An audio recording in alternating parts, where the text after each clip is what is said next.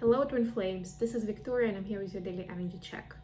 Let's dive into the reading right away. This is going to be a classic read, so we'll be taking a look at Divine Feminine, Divine Masculine, and the connection energy at this time. We'll pull some cards at the end as a guidance from the Angel Therapy deck. Hope you guys are doing well. Hope you're excited, and I'm starting with an Oracle deck. As always, this is the Sacred Traveler deck today. So the first card is going to be a message for Divine Feminines. What's the topic? What's the buzz? Of course, this is a general reading, so take only what resonates for your story. And let me know in the comments whether it resonated for you. What questions do you usually have based on the readings that I give? Maybe some new formats that you want me to try. Wow, it's a transformation card. A fresh new way of living emerges. Beautiful phoenix rising from the ashes. The phoenix has risen, actually. That's an important part. I'm being drawn to that. That the transformation is complete. And now a fresh new way of living emerges as a result. Congratulations. Yes, we are actually closing off the Scorpio season in a couple of days, basically. Let's see what we have for the masculines. It's been quite an intense transformation season, I would say.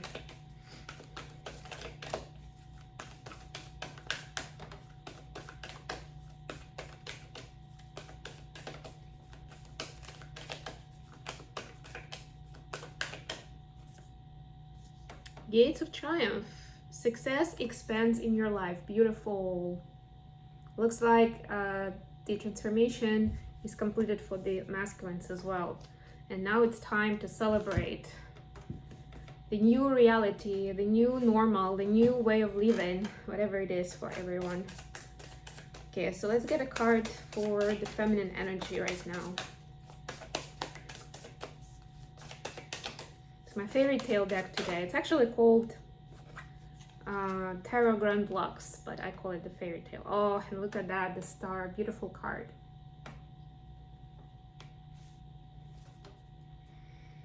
Beautiful feminine in it as well. It's like embracing your femininity in the most divine sense, like divine feminine, right? Embracing what it feels like, what it is all about. Yeah. Let's see what we have for the masculines. Page of Coins. I'll put some clarifiers for this. So let's get a card for the connection as well. Ooh. Queen of Swords. I don't think I've ever gotten this card in this deck. It's funny. It's funny that after a while you can still get surprised with some of the artwork. Ooh, bottom of the deck, by the way. 10 of Coins. And I saw this card when I was pre-shuffling, actually. It came up for me, so... You know, this is like the setup I'm hearing. This is the setup for the new abundance to come in. So that's another side to look at it, right? This new, fresh of living, the success expands in your life, right? It means financial success as well. Okay, let's get some clarifiers. Please clarify the star card for Divine Feminine. What does this mean for Divine Feminine energy? The Hermit. Okay, so we have Aquarian and Virgo energy, fixed signs. Yep, it's kind of set and grounded energy. That's what I'm getting more than anything. Okay, let's get, okay, 9 of Coins here. Please clarify Queen of Swords. Thank you. Death in reverse, yep. Transformation complete. Bottom of the deck, 8 of Cups. This is the after tarot, so yeah, this is a bit different. Yeah, it has like a whole story there with this 2 spilled cups with different substance, and she's looking at one of the cups. So that's not the person walking away. The person who walked away has walked away. And now somebody else appears in the picture suddenly, and they are exploring the contents of the cups. And what I can guess from the colors that some of them have water in them, some of them have blood in them. Very interesting. Okay, so what I'm getting with these messages, that these transformations, this new energy, new way of being, hasn't been easy for the twins to get to. Like, it's not something that you just magically like waved the wand or just, made an intention and it just appeared. No, it took some trials and tribulations. It was a roller coaster ride, right? You had to take exams and you had to pass them to get to this graduation point. Okay, for the feminines, yeah, we have the Star and the Hermit, two major arcanas. This is the moment of, like I was saying, of a divine feminine realization. The Hermit energy is the Virgo energy, which is also relatively feminine, I would say. It's not as emphasized, but it's still about going within. It's about retrospection. Generally, that's the essence of the Hermit energy. Generally, are more of the feminine features, right? The feminines are more naturally drawn to that mode. So yeah, this is like embracing what it's like. What is the difference between divine feminine and karmic feminine, right? Integrated feminine and disintegrated feminine. Seeing this contrast with the examples of other women, with all the knowledge that divine feminine has received recently on their own story, right? Where maybe some things that, some traits, some habits that they had, they thought they were good, or at least they were okay. And it turned out that not exactly if you're choosing a divine feminine, a light worker, a twin flame path for yourself, right? Or maybe they were fine as long as your mind is like blended with the collective thinking, right? Or you're under the influence of your friends, your parents, your colleagues, whoever, whatever is a figure of authority, right? As soon as you start going within, the Hermit here, and understanding what you truly want, what are you exactly, the Star card, then you can see immediately how a lot of those structures actually start crumbling. This is beautiful. For the masculines, we see the Page of Coins, and we see Nine of Coins in reverse here. Yeah, so this topic obviously is drawn heavily towards resources, energy. For a lot of masculines, about finance. For others, it can be other resources such as time, such as their attention, right? The effort they're putting into something. Could be relationship as well, right? So this is like showing them how much still they have to go towards celebrating themselves and acknowledging themselves as like number one priority, right?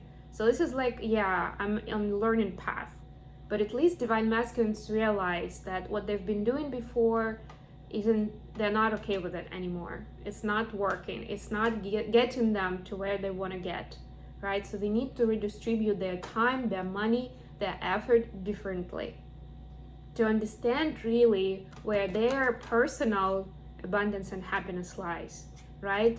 And focus on that, focus resources on that. Not what, like when you stop being aware of what is going on in our 3D space and our daily routine, we often fall victim to schedules and external obligations. For example, I have like a number of appointments at work. I need, to pick up my kid from school. Like today and tomorrow, I have a hair appointment on Sunday. I need to do some sort of review with my friend. They want to show me something that they want my opinion on Tuesday, right? So you start, and because those are important, maybe subjectively, but they are important to you, right? And those have specific commitments from your side. You start building your life around those. Although a lot of them are not really, your intentions, are not really what is going to make you happy. But they are certain commitments, and we kind of start blending into like what makes me happy, or not feeling bad about breaking some other commitments or promises, right? And I'm not saying break all the commitments, so don't make them. No, but it's important to acknowledge that, I'm basically the next few days, I'm gonna have limited time for myself and for my joy, for my happiness, because I'm doing all of those things, right? And to a certain degree, like maybe if it's 1 or 2 things a day, that's fine. If it's taken the entire day, something is wrong there, something needs action. So you reprioritize and you clear out your schedule from all of those external things that you may not even want to do, maybe. Like you promise someone you'll go to that party, and now you're gonna feel bad about canceling last moment. But you don't want to be there, right? So it's like, conundrum. So divine masculines are basically in that space where they understand that they are not distributing their time according to their personal needs and wants and passions, right? And they're seeing what kind of steps they need to take to grow from there, right? To get from the page energy into the knight, the king, the emperor. From that regards, right? We're talking about coins. We have both of the cards in coins here. This is about 3D resources. The connection, we have Queen of Swords clarified by the Death card in reverse. Yeah, so this is the moment of truth for the twins, where they are starting to see, it's like a full cycle for the connection as well. And they're starting to see why the other person had to make certain decisions, maybe that they didn't like at the time, maybe they were mad or upset at the time, and now they're seeing why those were important, right? It's going full circle. And how the death, well, yeah, I mean, the transformation described here would not be possible without those events. And maybe for others, I'm getting another scenario where you saw that your twin was getting themselves in trouble. Like they were clearly making some wrong choices, some very bad choices for themselves. And you were upset for them. But now you can see how those specific scenarios led them to a bigger and better tomorrow, how they help them finally face the music and stop going for the BS of other people. Something along those lines. And with the Queen of Swords is actually the person, speaking of BS, the person that doesn't take BS, right? Now it's like, you can see the position of the other twin, but you can also see how much more you're confident in not making the same mistakes. The mistakes they made or the mistakes you made, right? Because we learn from each other. And those, let's call them negative experiences, they teach others well. Definitely. Because as soon, even if it's in someone else's life, right? This is like my DM's life. But I see what they're doing, and yeah, it's easy to judge quickly. But then there's a next step, and I'm analyzing. And remember I told you about this exercise where you put yourself into their shoes. And because they are you and you are them, there is a very good chance that you will know what's going on in their head and why they're doing what they're doing in that situation. So, right, when I'm doing that step, I start getting information on like, yeah, so I would probably do the same actually, or I would have done the same a couple of years ago, right? And then I'm thinking, have I fully healed this scenario? Maybe not, and maybe I can do something else, you know? So maybe the particular event wasn't even happening in my life, but it gave me food for thought, and it gave me important information for my own healing. Even if it didn't hit me on the head with a hammer, right? Maybe it wasn't as dramatic for me. But even better, that's how I prefer things to be, right? Where I don't have to be like, you know, barely standing on my feet when I'm suddenly like, okay, now I get it. I think that's kind of like the early days of awareness and enlightenment and just leading a conscious life, where you actually have to be beaten to the ground, like, you know, in the Ten of Swords energy, where you're like, okay, I cannot live like that anymore. I have to do something, right? That's like the last resort to get somebody there. I prefer to do my retrospection and self-analysis long before that stage, if possible. Okay, let me get some cards. I'm gonna shuffle a little bit more. Let me get some cards for the twins, for each of the twins. The guidance from the Angel Therapy deck. Let's get a card for the feminines first of all.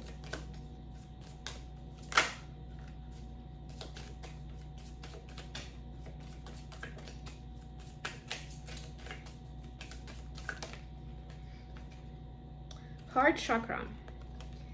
The answer that you seek is in your heart right now. Be open to giving and receiving love. Yeah, so I just did my speech about putting yourself in the other person's shoes, all that.